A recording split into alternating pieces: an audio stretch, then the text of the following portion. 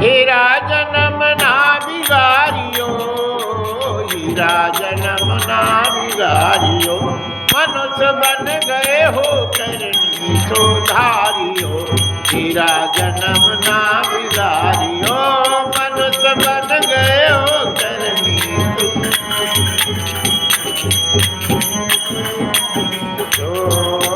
मनुष्य का तन है अनमोल, सबसे मीठे भूलो बोल, एक दिन होगा विसर्जो।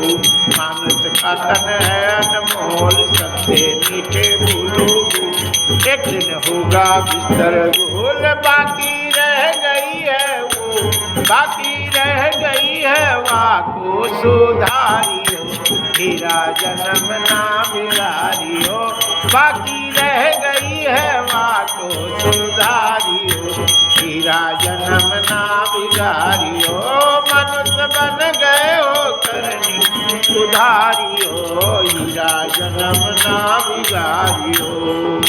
जैसी करनी वैसी भरनी, आगे भरी नदी बैतरनी, जब राजा की चले कतर, जैसी करनी वैसी भरनी, आगे नदी बह बैतरनी, जब राजा की चले कतर।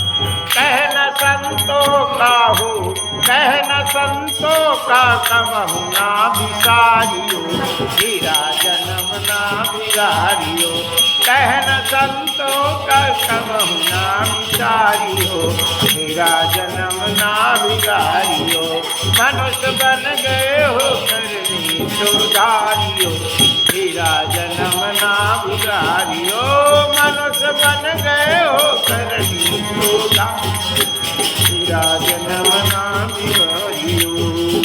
पाके सन्मान की योनि, दोई हाथ से कर लो बोली, को जाने आगे का होनी, पाके सन्मान की योनि, दोई हाथ से कर लो बोली, जाने का आगे का हो। काहे भूले हो रे, काहे भूले हो राम को बिसारी थे, हीरा जन्म ना बिगाड़ियो, काहे भूले हो राम को बिसारी, हीरा जन्म ना बिगाड़ियो, मनुष्य बन गए हो करनी सुधारियो, हीरा जन्म ना बिगाड़ियो, मनुष्य बन गए हो करनी सुधारियो, हीरा जन्म ना बिगाड़ियो, मनुष्य बन गए हो करनी सुधारियो, हीरा जन्म ना बिगाड़ियो। बड़े भाग्य मानुष तन पावा, असुर दुर्लभ सदग्रंथ निगावा। यहाँ कहते हैं श्री प्रबुद्ध नाम के योगीश्वर ने कहा था कि प्यारे, ये मनुष्य का शरीर दुर्लभ है, मनुष्य शरीर मिल करके जो तुम काम कर रहे हो वो काम सबको सुलभ है, हर योनि में सुलभ है, लेकिन मनुष्य की योनि में पाकर दुर्लभो मानुषो देहो, मनुष्य का शरीर दुर्लभ है कि नहीं। ये श्रीमद्भागवत महापुराण के विदेह नाम के ऋषि श्री नारद जी को कहते हैं, जय जय श्री सीताराम। दुर्लभो मानुषो देहो, मनुष्य का शरीर दुर्लभ है, बड़े भाग्य से मिलता है, बहुत बड़ा भाग्य जब इकट्ठा होता है तब मनुष्य का शरीर मिलता है। दुर्लभो मानुषो देहो, अदेहि नाम क्षण भंगुरा, लेकिन ये देह क्षण भंगुर है, कब चला जाए। जय जय सीताराम। बहुत मुलायम है, है ना, कब पट टूट जाए कोई ठिकाना नहीं। तो कहते हैं दुर्लभो मानुषो देहो देहि नाम क्षण भंगुरा।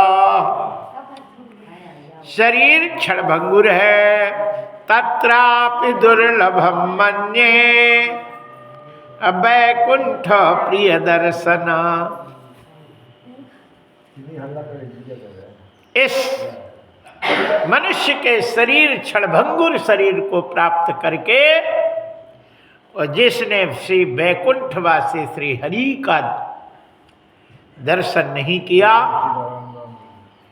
उसका जीवन ही बेकार हो गया। इसलिए वैकुंठ प्रिय दर्शना, भगवान का प्रिय दर्शन वैकुंठ का अत्यंत ही दुर्लभ है। इसलिए मनुष्य बन गए हो करनी सुधारियो, हीरा जन्म ना बिगारियो। बोलिए बाके बिहारी लाल की जय। आइए हम आप लोगों को रुक्मिणी के बड़ा उत्सव, रुक्मिणी की बड़ी कामना, बड़ी इच्छा, जब विवाह होने के बाद पति के सानिध्य में लड़की जाती है तो उसे बहुत सुख की प्राप्ति होती है। और सबसे बड़ा सुख तो तब मिलता है जब वो पेट से हो जाती है, गर्भवती हो जाती है। और फिर उससे भी बड़ा सुख कब मिलता है जब वो प्रथम पुत्र को जन्म देती है। प्रथम पुत्र उत्पन्न हुआ, कुल का सबसे पहला पुत्र श्री प्रद्युम्न जी जो हुए वो प्राकट हुए, पैदा हुए। सब जगह खुशी ही खुशी थी,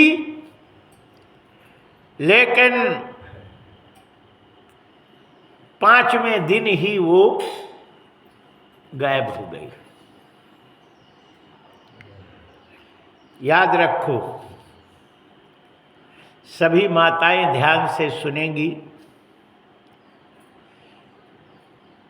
जब बच्चा पैदा होता है और गर्भ में जो बाल रहते हैं, जब तक उस बच्चे में रहते हैं मुंडन की पहली तक, तो उसके भयंकर दुश्मन लगे रहते। भूत प्रेत पिशाच डाकनी कुष्मांडी, है ना। हाँ, पगला रोग एक होता है, लग जाए हवा तो पागल जिंदगी भर ऐसे करता फिरता। मिर्गी रोग, सूखा रोग, बहुत से रोग रहते। कहते हैं कि रात्रि के समय इनका बोलबाला रहता है। रात के 10 बजे के बाद दैवी शक्ति सब समाप्त हो जाती है घरों में। फिर इनका घरों में प्रवेश होता है। जो माताएं, अब भगवान ने एक युक्ति दी, शास्त्र में लिखा है, कछु कछु माताएं मानती है, कछु नहीं मानती तो भोगती। जब छोटा बच्चा रहे तो माताओं को सोते समय बच्चे को पीठ के तरफ ना लिटाना चाहिए, है ना। अपने छाती में छुपका के वो अचरे से ढक लेती हैं, तो उसमें कोई भी ये कोई प्रवेश नहीं करते। सोते समय भगवान रक्षा करते सुदर्शन चक्र लेकर। और जैसे बेसुध हो के तुमने करौटा ले ले और बच्चा पीछे हो गया, उसी समय ये सब उस पे आक्रमण कर देते।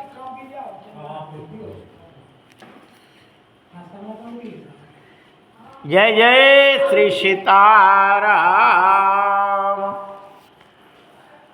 बोलिए बाके बिहारी लाल की जय।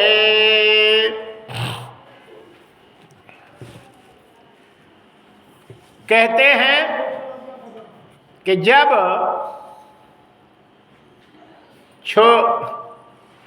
बच्ची रहती है, लड़की रहती है, शादी होती है, माँ बाप के यहाँ स्वतंत्र घूमती हैं, खेलती हैं, कोई उनको जिम्मेदारी नहीं रहती, तो सोते समय वो भूल जाती हैं कि मेरे लड़का भी है ना। और सोते समय करौटा ले ली रुक्मिणी जी, और उसी समय राक्षस को मौका लग गया, ताक में था और उस लड़के को उठा ले गया। जैसे जगी देखा, नहीं मेरे तो मोड़ा हुआ है, कहीं नहीं।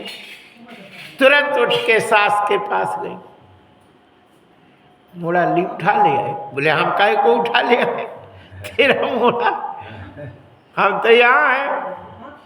कृष्ण के पास गई, अब तो सोबर में थी, इशारा किए तो वहाँ पे बुताए, भगवान आए, क्या बात है? बोले मोड़ा उठा लिया है। बोले हम काहे उठा लिया, प्रसूति घर से मोड़ा को उठाएगा, वह तो वहीं पे रहता है। रोने लगी, मेरे पुत्र को दे दो, मुझे बहुत तकलीफ होती है। भगवान चुप रहते, कुछ नहीं बोलते। कहते हैं कि रुक्मिणी जी कहती हैं, आप समर्थ हैं, आपने मरे मराए कितने साल से बिछड़ा हुआ गुरु पुत्र को गुरु दक्षिणा में ला करके प्रदान किया था, और मेरा तो अभय अभय गुमा है, आप ला सकते हैं, लाइए। कृष्ण कुछ नहीं बोलते, चुप, नीचे से ऊपर नहीं करते बोलते। याद रखिए, पुरुषों को औरतों के मुंह नहीं लगना चाहिए। वो कछु करे बोले ही नहीं, चुपचाप सुनता रहना चाहिए। कर सके तो और ना कर सके तो कुछ नहीं बोले, चुपचाप सुनता रहे, बस। वो बकती रहेंगी लेकिन कुछ बिगड़ता नहीं है। और कहते हैं कि जब पुरुष करने में असमर्थ हो और पत्नी कहे कि करो और कर ना पाए, सो मुंह से यदि वो बोल दिया तो ही गड़बड़ हो गई, है ना। क्योंकि माताओं से तो कोई पार पा नहीं सकता, है ना।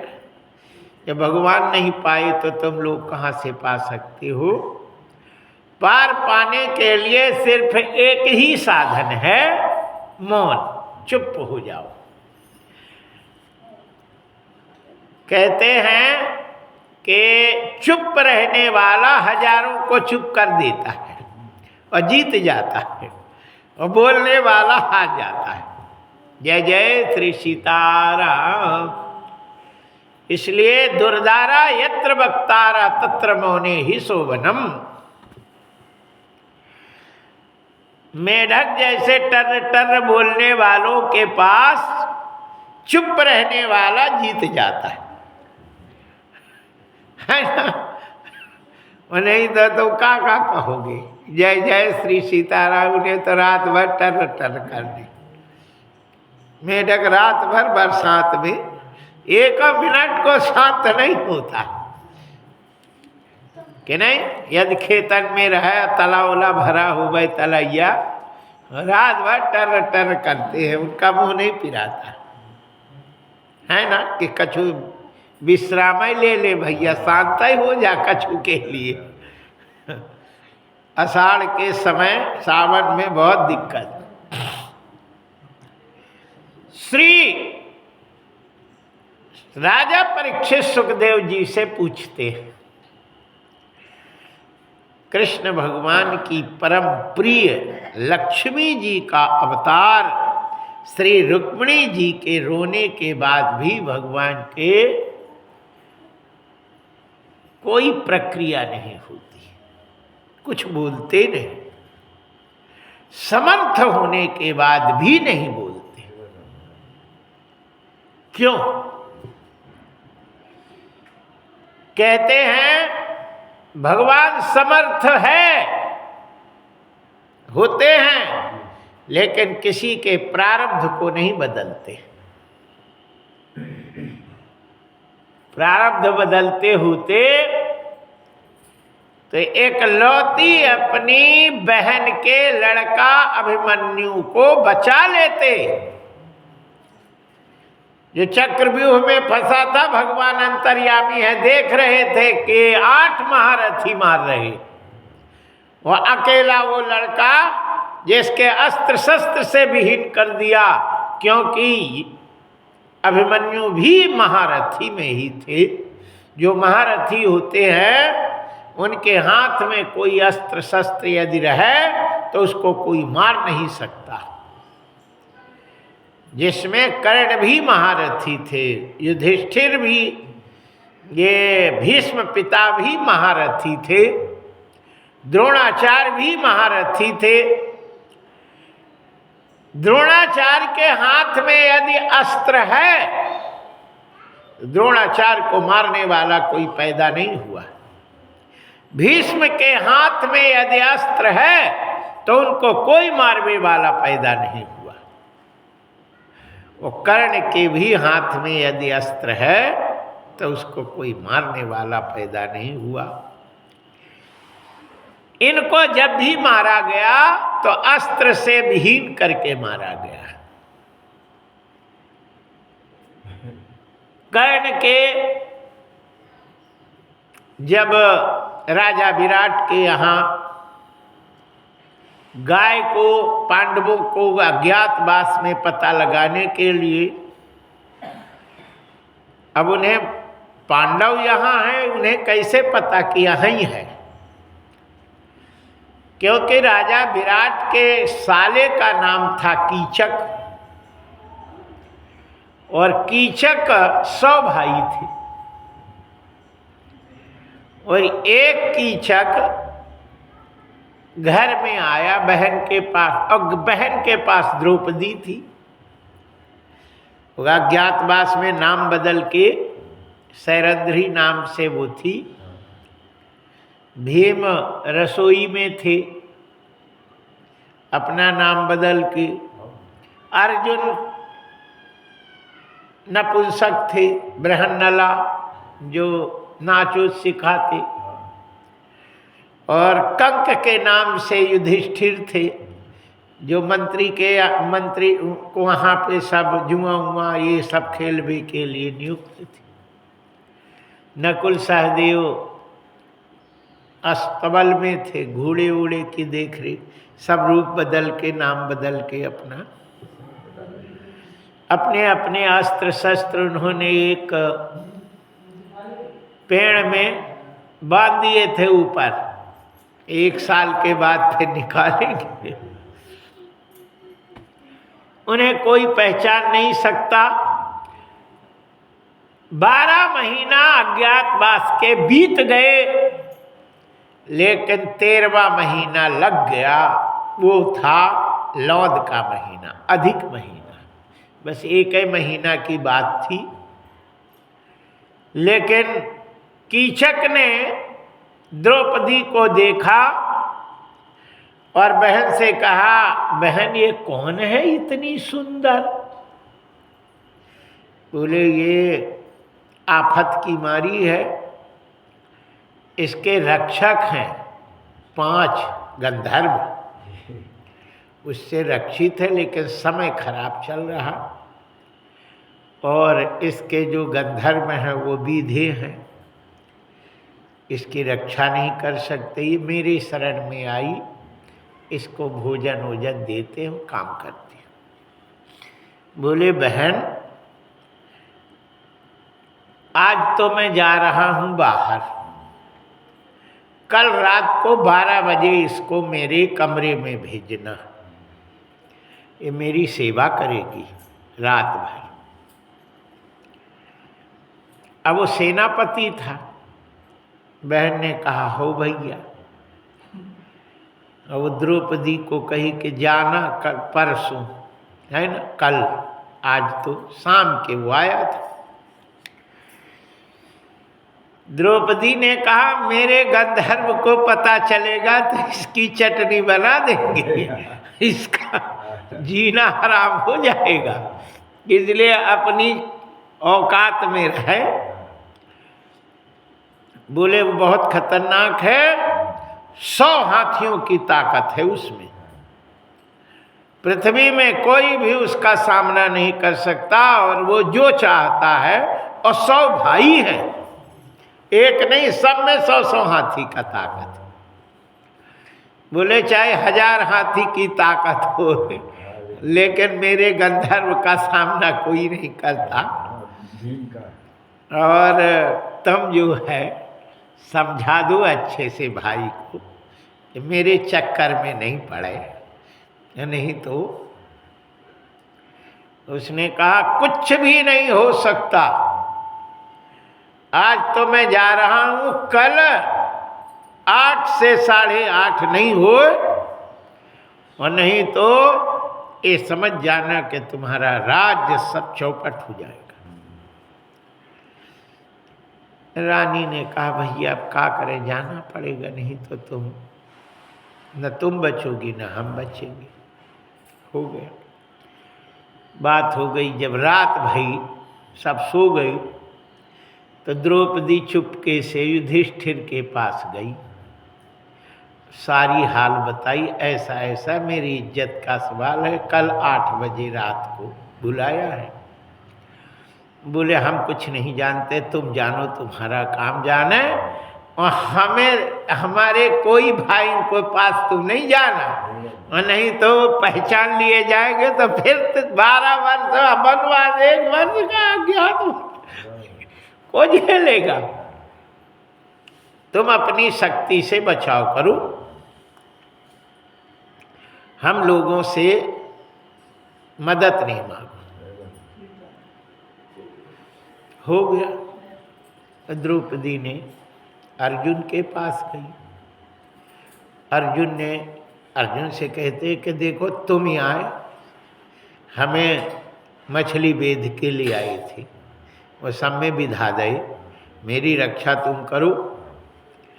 अर्जुन बोले तू बैठ, हम जाते हैं भैया के पास। बड़े भाई के सब आज्ञाकारी थे। युधिष्ठिर ने कहा नहीं भैया, बिल्कुल तुम बोलना नहीं। हो गया। नकुल सहदेव के पास गई, वो भी आई, बोले को कुछ नहीं बोलना। भीम के पास आई, भीम से कही, भीम ने कहा बैठ हम जाते हैं भैया के पास। गए, बोले कि भीम कुछ तुम करना नहीं, नहीं तो सब गड़बड़ हो जाएगा। भीम चले आए। द्रौपदी ने से कहते हैं कि जाता खूब स्वतंत्र सो, कल जब जाना हो तो मेरे पास आना। हो गया। द्रौपदी रात के जब सब सो गए 8 बजे आई। भीम ने कहा कि तय मेरा कपड़ा पहन ले, अपना कपड़ा हमें दे, हम पहनते।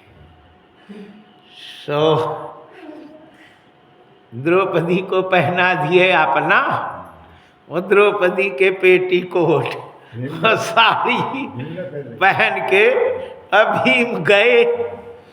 वो इंतजार कर रहा था। बोले वाह प्यारी तू तो आ गई।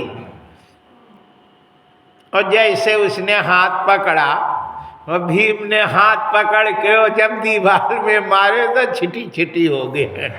जय जय श्री सीताराम आ गए। बोले अब जिंदगी में तुझे नहीं बुलाएगा, देखेगा नहीं कभी, आराम से। जैसे ही वो चली गई, सवेरा हुआ तो उसकी तो चटनी बट गई थी। 99 भाई आ गई। मेरे भाई को कैसे मरा? बहन से पूछा, उसने कहा ये सैरंध्री है, इसको बुलाया था। अभी पहले कही कि ये हमारे पति को है ना से बचेगा नहीं है, हमें वाणी से भी यदि गलत बोल दिया तो इसका जीवन अंतिम समझ जाना। लेकिन ये माना नहीं। और इसने तो कहा था, बोले तो भी इसको इसी अपने भाई के साथ सती कर देंगे। पकड़ के ले गए और चिता में बैठा दिए और इसको द्रौपदी को उसे चिता में बांध दिया। बोले आग लगाओ।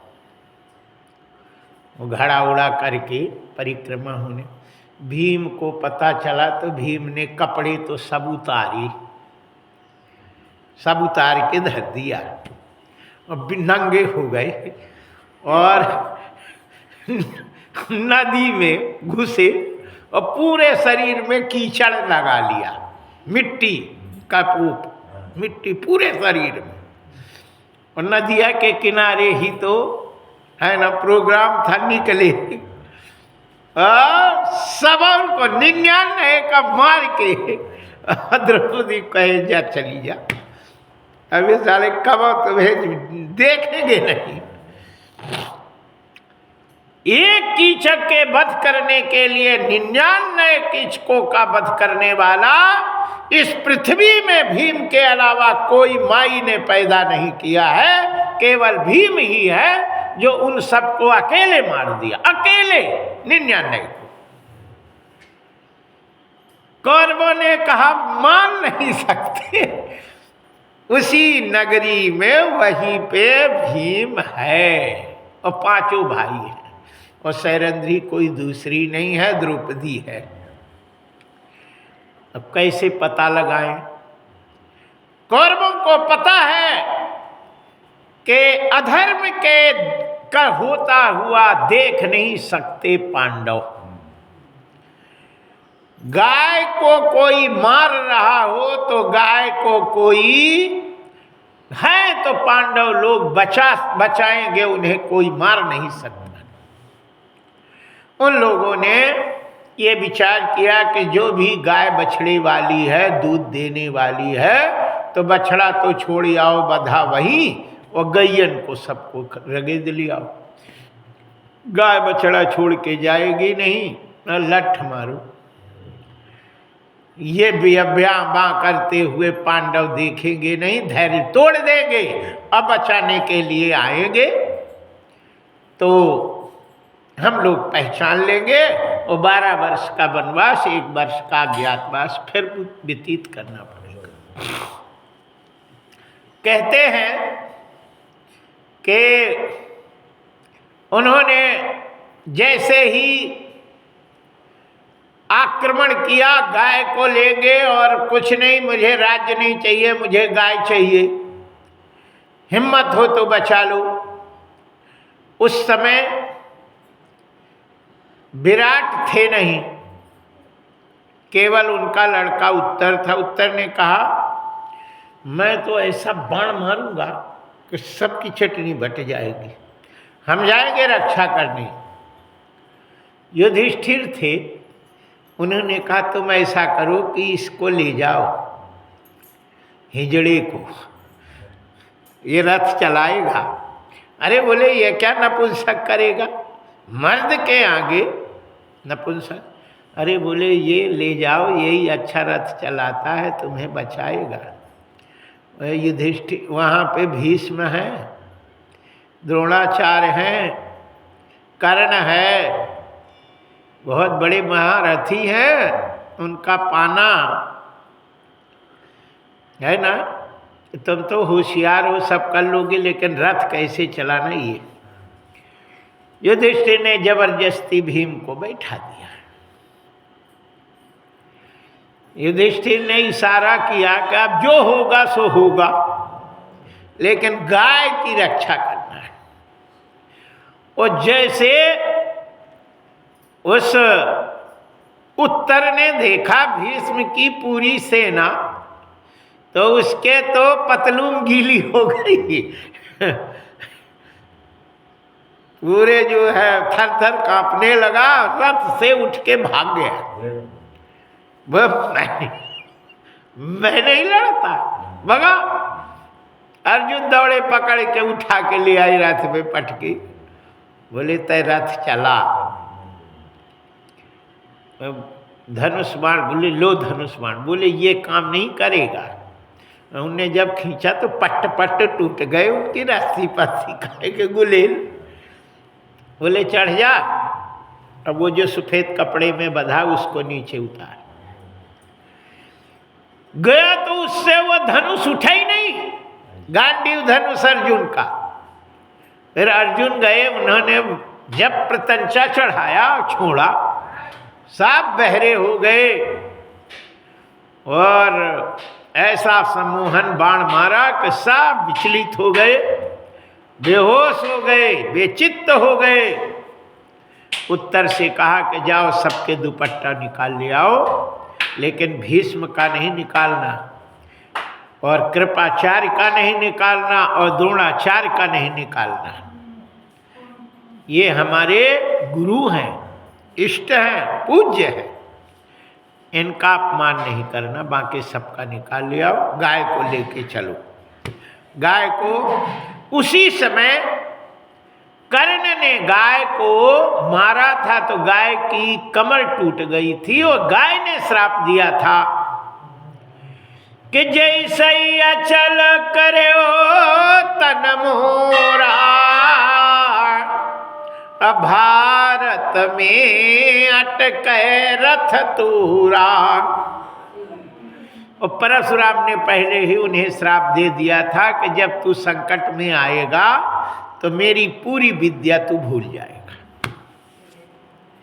तो उसके बिना रथ धनुष बाण रख के और रथ को निकालने लगा, अटक दम धस गया था, निहत्था था। कृष्ण भगवान ने कहा लगाओ, अब मौका है। बोले निहत्थे को नहीं मारेगी। बोले तेरे लड़का को निहत्थे मारे थे लोग, अभिमन्यु को।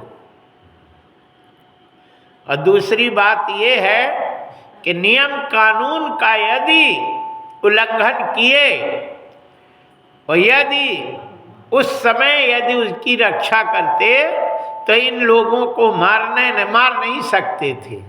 एक गलती उनने की, उस गलती के कारण इन सब की मौत हो गई। जय जय श्री सीताराम। बोले उनने तो निहत्थे को मारा था, तुझे मारने में कौन सा दोष है? जब उनने तोड़ा तो तुम तोड़। और उन्होंने उनको मुंडी काट दी। और कहते हैं कि जब द्रोणाचार्य नहीं मर रहे थे तो उनने कहा इनका वो पुत्र एक है, और यदि कोई कह दे कि मर गया तो ये अस्त्र शस्त्र छोड़ के संन्यास ले लेगी। तो बोले कि कोई कह दे तो मानेंगे नहीं, युधिष्ठिर कहेंगे तब मानेगी।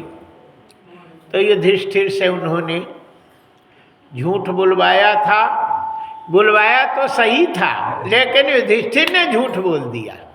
कृष्ण ने कहा भीम से के अश्वत्थामा हाथी को मार दी, तो युधिष्ठिर तुम कहना अश्वत्थामा हता, अश्वत्थामा मारा गया, बस। अब ये कहने की जरूरत नहीं कि हाथी के मनुष्य है। लेकिन युधिष्ठिर ने कहा, जब आए द्रोणाचार्य बोले बता युधिष्ठिर क्या अश्वत्थामा मारा गया? तो युधिष्ठिर ने कहा हाँ, अश्वत्थामा हता और न जाने नरो या कुंजरा, न जाने, अरे ना कहे बोले ये तो सब मिट्टिया मेट करे देता है। उनने शंख बजा दी और वो सुन नहीं पाए, लेकिन ये तो कहे ना जाने। तुम जानते थे फिर कैसे कह दिए ना जाने? या तुम कह जैसे कृष्ण कहे थे वैसे करते तो कोई दोष नहीं था। हत अश्वत्थामा हता, बस एक हाथी मारा गया बस। लेकिन न जाने नरा या कुंजरा, न जाने नर है या कि हाथी है, तब तुम जानते और फिर कहते न जाने। इसलिए उनको नरक का दर्शन करना पड़ा था। जय जय श्री सीताराम।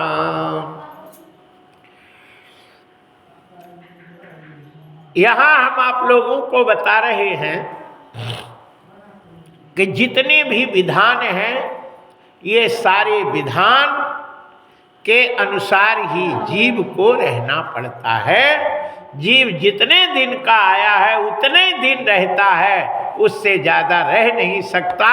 भगवान भी मजबूर हो जाते हैं, वो कुछ कर नहीं सकते। उनके लड़का माँ के पास केवल 5 दिन के लिए ही रहने का विधान था, 6वां दिन था ही नहीं। कृष्ण क्या करते हैं, मजबूर थे। तो राजा परीक्षित सुखदेव जी से पूछते हैं कि महाराज हमारे समझ में नहीं आता कि ये 5 दिन के लिए कैसा विधान बनाई। इतनी सुंदर लक्ष्मी रूप, लक्ष्मी रुक्मिणी आंसू रो रो के आंसू फजी थी। सुखदेव जी महाराज कहते हैं तुम अब हमें इसका पूरा रहस्य सुनो।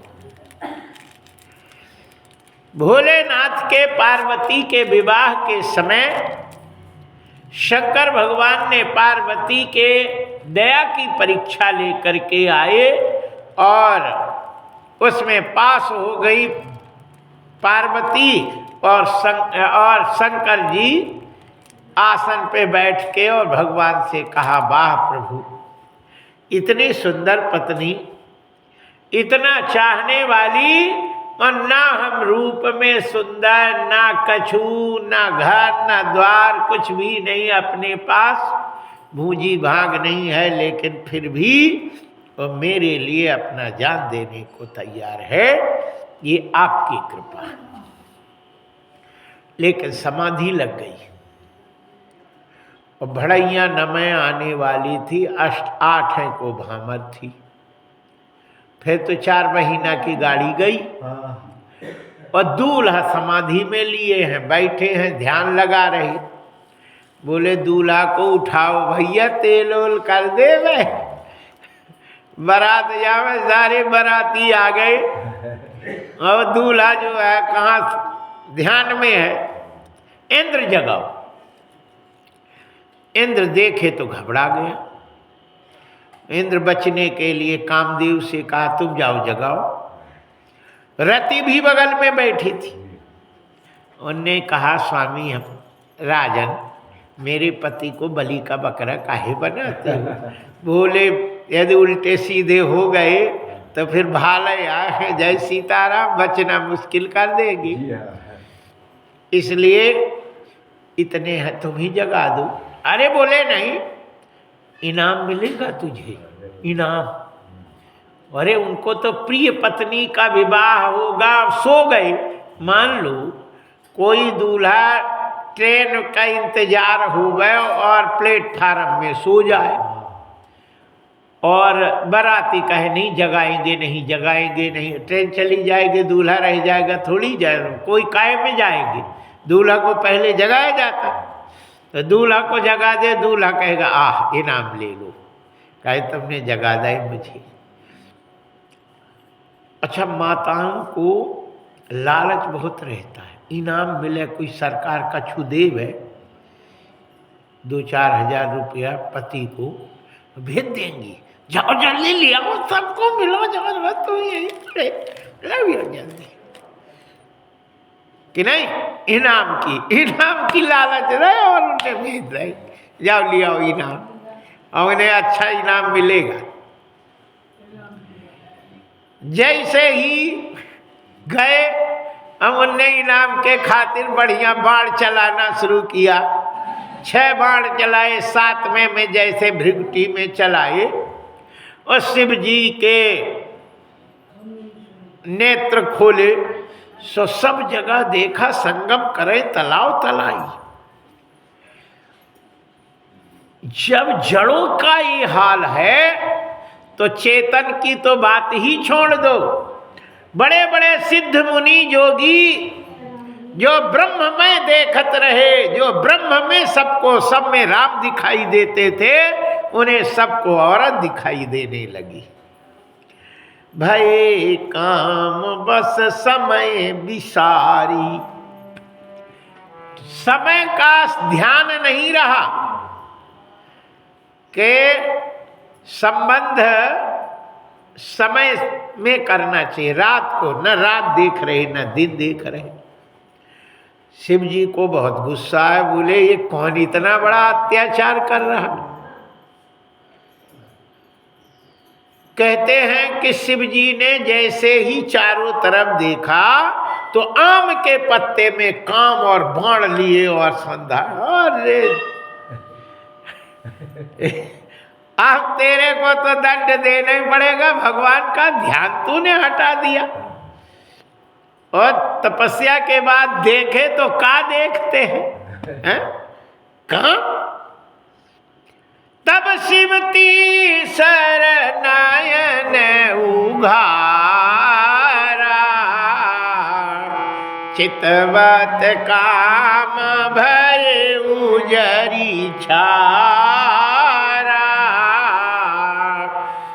देखते ही आग लगी और पड़ होने लगा। रति दौड़ी, अरे स्वामी स्वामी स्वामी, जब तक गई तो राखे हो गया, धूरा बन। रोदति बदति बहु भांति, करुणा करति शंकर पही गई।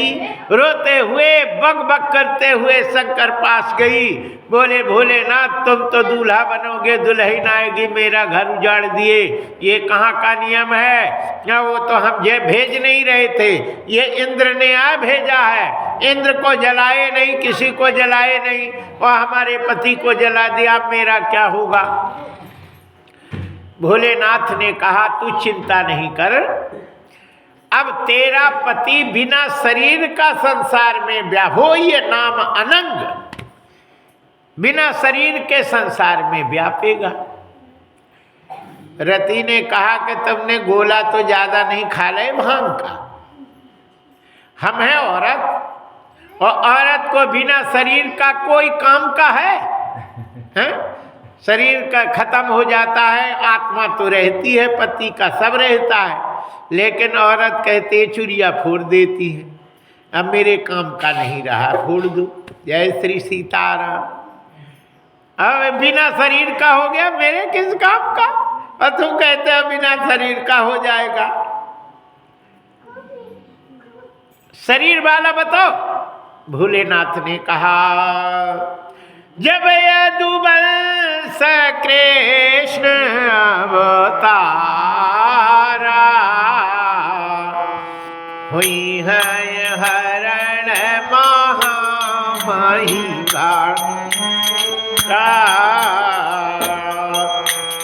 पुत्र तने हुई है पति दूरा, बचन अन्यथा हुए न मोरा। जब यदुवंश कृष्ण अवतारा,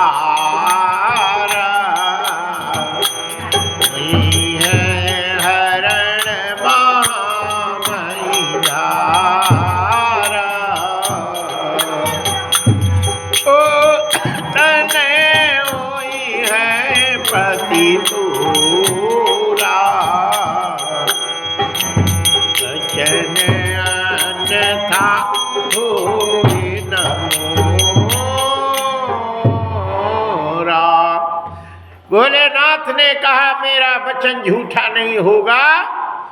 भगवान श्री कृष्ण के जो पुत्र, पहला पुत्र होंगे प्रद्युम्न, वही तुम्हारे पति होंगे। रति ने कहा भोलेनाथ तुम इतना भांग गोला खाए हो, तुम्हें होश है कि नहीं? भोले ने कहा अब का हो गया? बोले मैं बूढ़ी ठाड़ी और वो नया लड़का और कृष्ण का लड़का, और मुझसे को शादी करेगा बताओ? भली मेरी मैं पत्नी हूँ, मुझ बूढ़ी को कौन अपने लड़का दे देगा बताओ? कौन ढूंढेगा? अच्छी लड़की ढूंढेंगे, लड़का से कम उम्र की लड़की ढूंढेंगे? इतनी बड़ी वो लड़का अबे का कैसे होगा? भोलेनाथ ने कहा कि न कुंडली मिलाने की जरूरत और न ढूंढने की जरूरत, तुम तो जाके और अपना अधिकार अपने कब्जे कर लेना। रति ने कहा भोलेनाथ हम वहाँ कैसे जा पाएंगी? रुक्मिणी के आगे छोटा बच्चा वो हमें कैसे दे देगी? बोले नहीं, हमारा एक शिष्य था जिसका नाम था संबरासुर, उसने बहुत तपस्या करी और तपस्या करने के बाद हमने प्रसन्न हो गए। बोले माँ क्या मांगता है? उसने मांगा कि हमें कोई लड़ने वाला दे दो। हमें गुस्सा आया, हमने कहा कृष्ण भगवान के लड़का तेरे को मार डालेंगे लड़के संतुष्ट करके। संबरासुर ने कहा भोलेनाथ हम तुम्हारा चेला हैं, हम उसे पैदा नहीं होने देंगे और पैदा होगा तो जीने नहीं देंगे। शिव जी भविष्यवाणी करते हैं, कहते हैं कि ऐसा विधान है कि वो प्रसूति घर से चुरा के और समुद्र में फेंक देगा, मारेगा, लकड़ी में धर के बाण उगाएगा, लेकिन वो इतने सुंदर होते हैं, बढ़िया नेत्र मुस्कुराए कि उसका दिल दहल गया। उसने कहा हाथ से काहे हत्या लो, समुद्र में फेंक दूं तो ऐसे मर जाएगा, मछली खा लेगी। और विधान के अनुसार ही सब होता है, ना व्यक्ति का मन बदलता न बुद्धि होती। भगवान रिमोट चलाते हैं और वो समुद्र में फेंका और एक बड़ी मछली ऐसा ऊपर है लप पकड़ ली। पेट में गए तो वह जैसे माँ के पेट में थे वैसे मछली के पेट में सुरक्षित हो गए।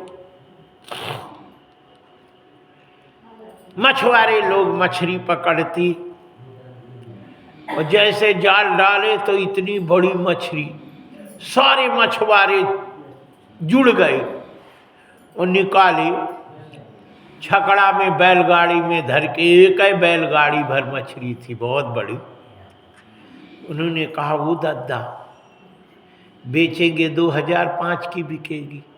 वो कहीं राजा प्रसन्न हो गया तो ढिमरौला बसा देगा, ढीमर की बस्ती बना 100-200 का प्लाट सबको देंगे बना, इनाम ले लो। क्योंकि राजा के बाप ने इतनी बड़ी मछली नहीं देखी। जब हमारे बाप ने नहीं देखी तो उसके बाप ने कहाँ देखी होगी। उनने बैलगाड़ी ले जाके छकड़ा और संबरासुर के यहाँ हजूर। संबरासुर ने देखा इतना बड़ा मछली, ओ दादा मेरा बाप मर गया, बाप के बाप मर गए और इतनी बड़ी मछली नहीं देखी। राजा प्रसन्नम तगज भूमि दानम, राजा प्रसन्न हो जाए तो भूमि दान कर देता है।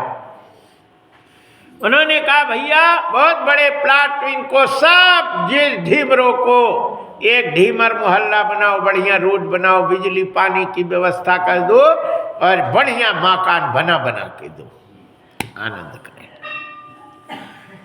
हो गया, खुश होके चले गए। और इधर मछली को जैसे काटा और रति उसके पहले शंकर जी कह दिए थे तो रहती थी बिना तनख्वाह के, कपड़ा और भोजन मिले और रहने के लिए कमरा, और मैं रोटी बनाएगी, सब्जी नहीं बनाएगी, दाल चावल रोटी बस यही बनाएगी। ये शर्त करके उसने काम करते, बढ़िया पतरी पतरी रोटी बनाए और दाल चावल बना दे, सब्जी वो लोग बनाए। कहे कि मछली की सब्जी, बकरा की सब्जी बनाती थी, है ना, सुअर की, दुनिया की वो नहीं बनाती थी, केवल दाल चावल बनाई। लेकिन उसने खिड़की जरूर करवा दी थी जहां बकरा वकरा हलाल करे। और समरस ने कहा तू माँ से इतना घृणा करती है, बनाती नहीं, लेकिन देखने को तू खिड़की क्यों करवा रही? बोले मुझे देखने में आनंद आता है। वो जब देखे बड़ी मछली तो उसने खिड़की में मुंह लगा ली और उन्होंने जब कुल्हड़िया से आरी से मछली को काटा तो लड़का अंदर क्या अरे रति बोले सैया आ गई मेरे स्वामी। और जैसे गई और जैसे जाती है और उसने अच्छा उन जल्लादों से बड़ा संबंध अच्छा बनाई थी, भैया कहती थी, और पतली पतली रोटी और बढ़िया दाल बघार के और चावल खूब देवे और वो खूब अच्छा गरम गरम देवे। कहे कि इनको से बिगाड़ लेंगे तो कहो काट के लड़का मिला देवे, नहीं देवे, इसलिए बनाई थी। भैया मेरे कछु है नहीं, हम बुढ़ापे का सहारा होगा, भैया ये मोड़ा हमें दे दो।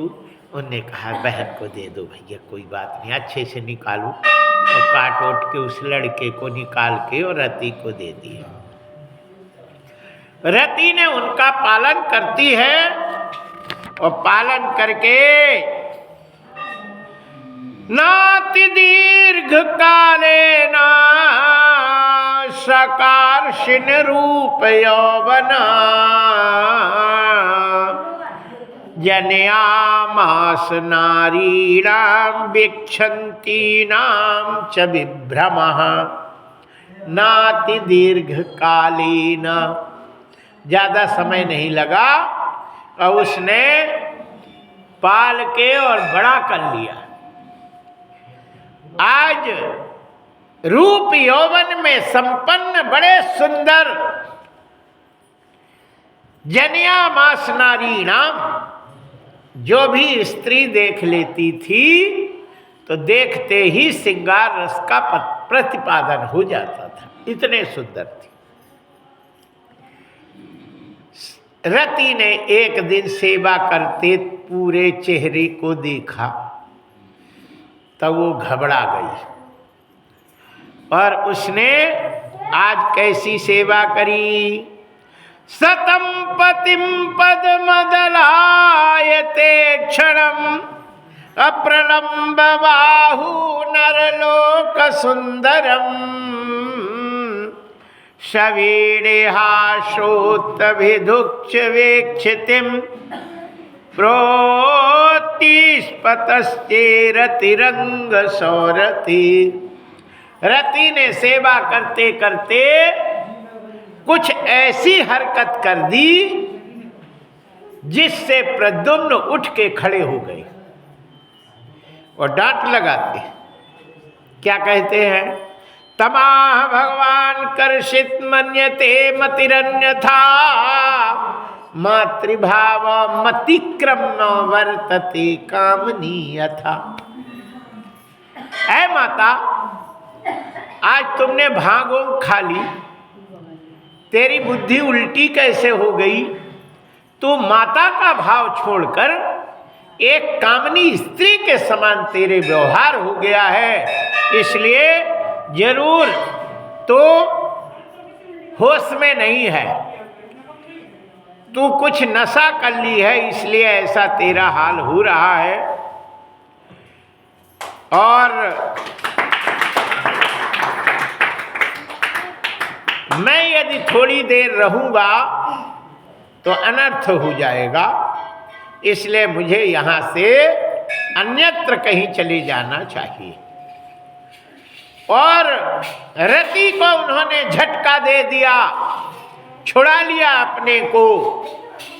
उसने जोर से पकड़ ली थी रति और प्रद्युम्न ने उनको छुड़ा करके और गेट के बाहर पहुंच गए। रोड से जैसे भगने लगे, रति के पास महाविद्या थी, स्तंभन कर दिया, पैर आगे का पीछे का आगे नहीं उठा, हाथ ऐसे के रह गए, केवल मुंह और जीभ चल रहा था।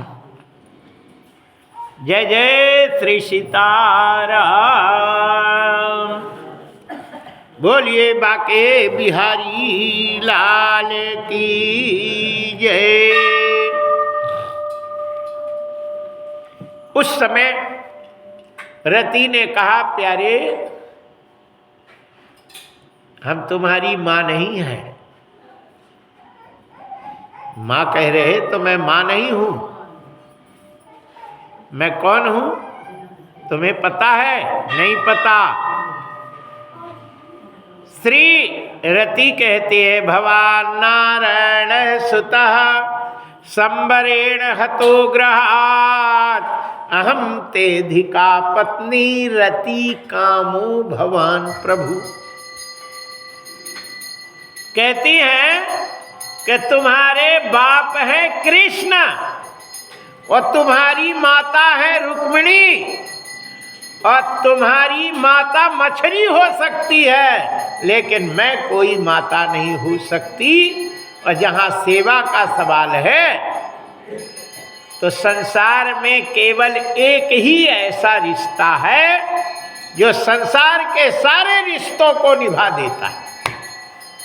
एक रिश्ता ऐसा है जो सारा रिश्ता निभा देता है, वो है पत्नी का।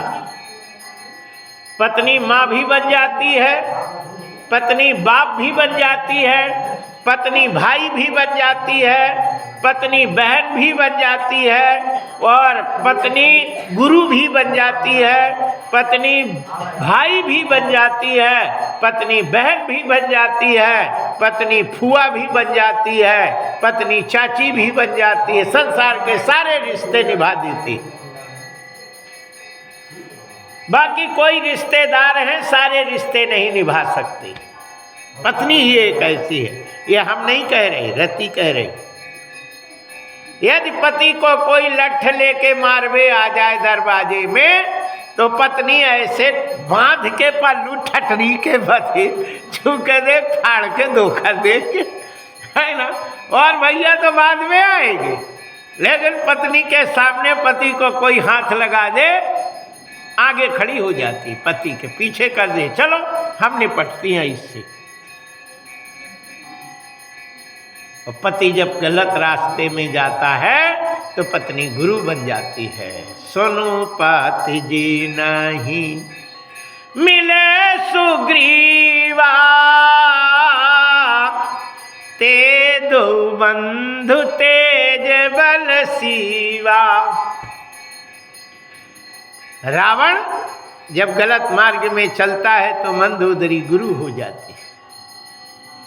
तो कहती है कि स्वामी जी, ये ब्रह्म है, राम है, इनका पत्नी वापस कर दूं, दूसरे की स्त्री का हरण नहीं करना चाहिए। कहते हैं कि जो परनार लीलार गुसाई, तजौ चौथ की चंद की नाई, 14 भुवन एक पति सोई, अभूत द्रोह तिष्ठे नहीं सोई। जिन जिन ने पत्नी की बात नहीं माना तो ठटरी में बधे चले गए। जय जय श्री सीताराम। और जिनने मान लिया वो आबाद रहे। कुमार्ग में पैर रखते ही पत्नी उसको रोकती है, आगाह करती है, समझाती है, ये गलत है, नहीं करो। वो गलत को गलत कहने वाली पे झड़पड़ाना नहीं चाहिए, है ना, उसकी बात मानना चाहिए। जब भोजन बनाती है तो माँ बन जाती है ना। एक पालो माँ खिलाती है, जैसे बेटा एक और खा ले। ऐसे पत्नी है पत्नी, लेकिन जब भोजन परोसती है वो माँ बन जाती है। बोलिए बाके बिहारी लाल की। यदि हमने सेवा किया तो मैं मां हूं, ऐसा किसने कह दिया तुम्हें? मैं आपकी पत्नी हूं। हम तेधिका पत्नी रति कामो भवान प्रभु। प्रद्युम्न ने कहा, हम तुम औरतों को खूब जानते, हम जैसे सुंदर लड़का को देख के और तुम इतना अधर्म की विचार सोचती, मैं कभी नहीं मान रही तेरी बात। उसी समय नारद जी आते हैं और नारद जी ने समझाया, तब मान गए। और प्रद्युम्न ने शंबरासुर को ललकारते हैं। शंबरासुर मायासुर की बताई हुई विद्या से आकाश मार्ग पे जाकर के अस्त्र शस्त्र बरसाने लगा। रति ने महाविद्या को सिखा दिया था। महाविद्या के प्रयोग से उन्होंने शंबरासुर के मायासुर की विद्या को समाप्त कर दिया और ऊपर से लद्दाख से नीचे गिरा और प्रद्युम्न ने तलवार निकाली और मुंडी धड़ से अलग कर दी। जय जय श्री सीताराम। फूलों की वर्षा करते हैं।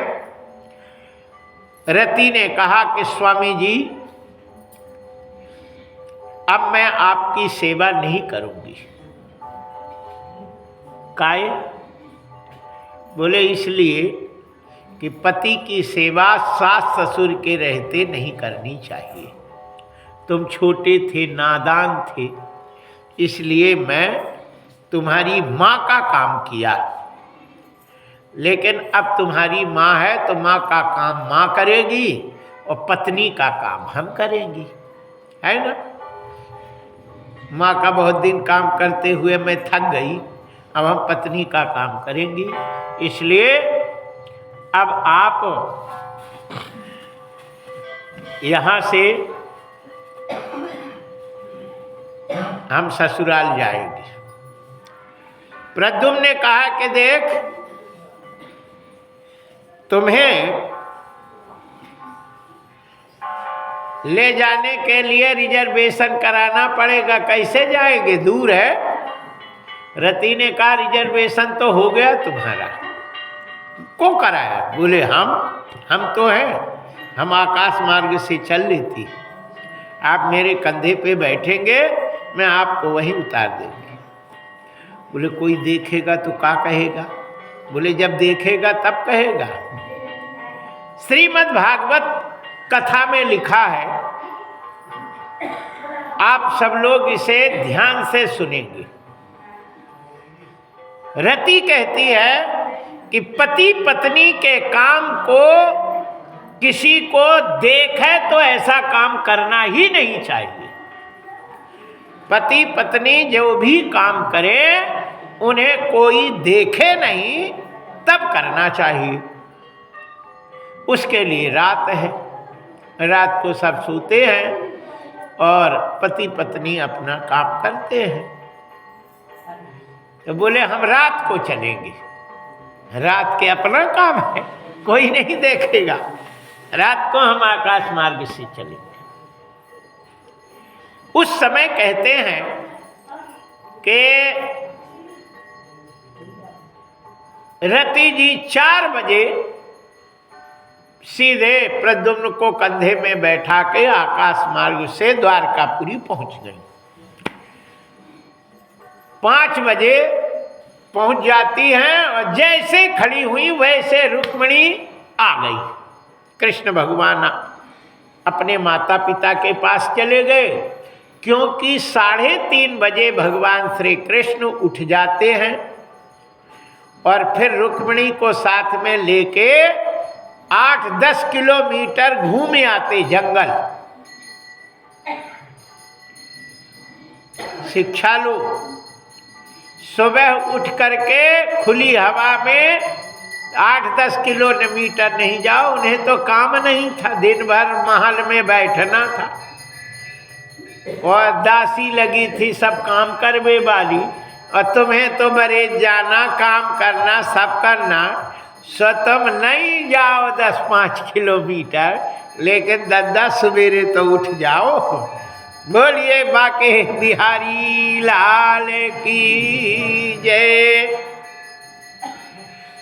चूल्हा चक्की पूजा पाठ दिन उगे सो 12 बाट।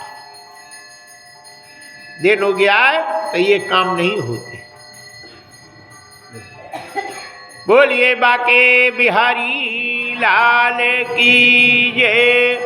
रुक्मिणी ने भगवान श्री कृष्ण के उधर जाने पर उन्होंने प्रद्युम्न को देखा, और जैसे प्रद्युम्न को देखती हैं तो देखती रह गई। ओहो, ये कितना सुंदर बालक है। तम दृष्ट जलदा श्यामल पीत कौससम अप्रलंब बाहू ताम्राक्ष विभक्ष मेरुचिम। ओ, ये कितने लंबे लंबे हाथ हैं, घुघराले बाल है, श्यामला शरीर है।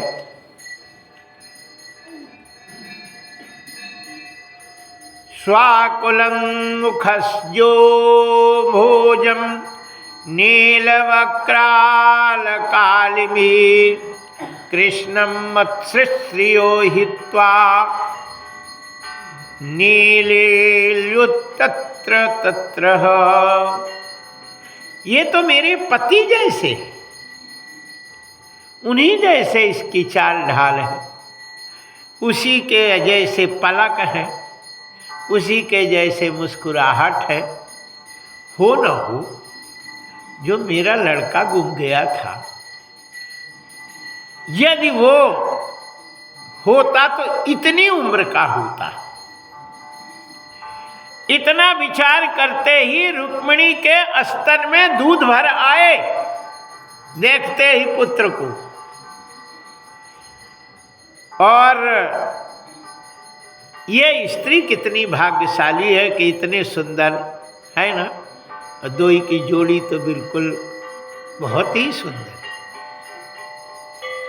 ऐसे विचार कर ही रही थी कि कृष्ण भगवान आ गए, और वसुदेव जी आ गए और देवकी जी आ गई।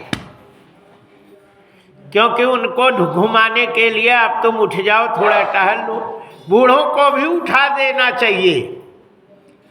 जो भी हो 4 बजे सूर्योदय के पहले न चल सके तो सहारा दे के, और कम से कम नहीं तो 500 कदम तो चलाना ही चाहिए। स्वस्थ रहता है, बीमारी चली जाए। उस समय कृष्ण भगवान देवकी वसुदेव को लेके आए, और वसुदेव देवकी देख के और चकित रह गई। ओ, ये तो मेरे छोटा कन्हैया सा है लड़का। कृष्ण भगवान भी देखते हो तो अंतर्यामी है, जानते, लेकिन कुछ कहते नहीं। उसी समय नारद जी का आगमन होता है। श्रीमन्नारायण नारायण नारायण, श्रीमन्नारायण नारायण, श्रीमन्नारायण नारायण नारायण, श्रीमन्नारायण।